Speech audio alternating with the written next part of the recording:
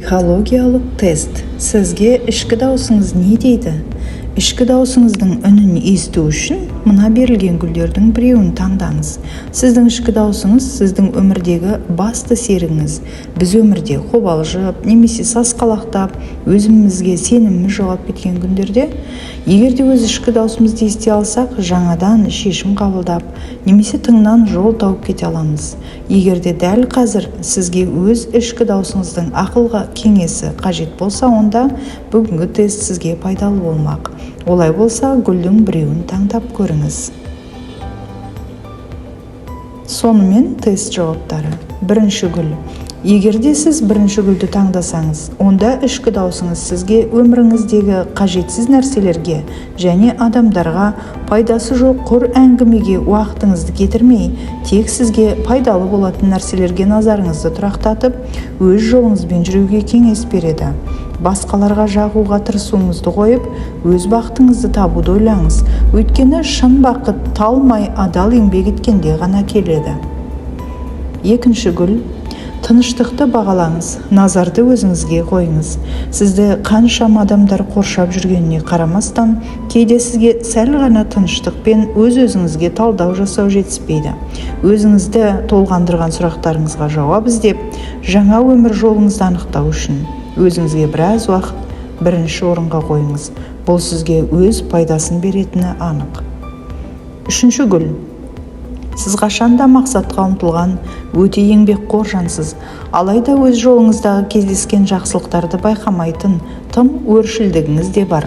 Сізге тым беріліп, өз мақсатыңызға ғана байқап, көп жұмыс істеуді азайтып, сізге берілген игіліктер үшін алғыс пен шүкіршілікті де ұмытпағаныңыз жөн дейді ішкі даусыңыз. Өзіңіз жеткен жетістіктеріңізді мойындау сезімін ешқашан жоғалтпаңыз, себебі дәл осы нәрселер сізді алға жылжытады. Төртінші гүл. Сіздің ақыл ойыңызға арман мен жоспарлар қажет.